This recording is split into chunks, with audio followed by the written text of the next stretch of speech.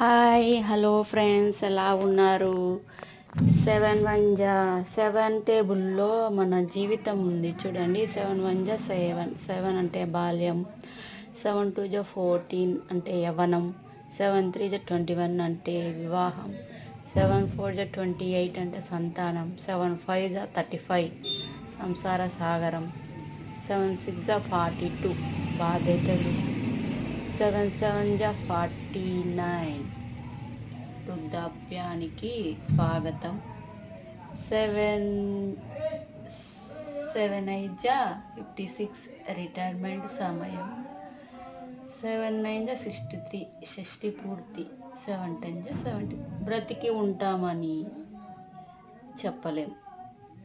ఇదేనండి 7వ ఎక్కంలో మన జీవితం దాగి ఉంది కదా.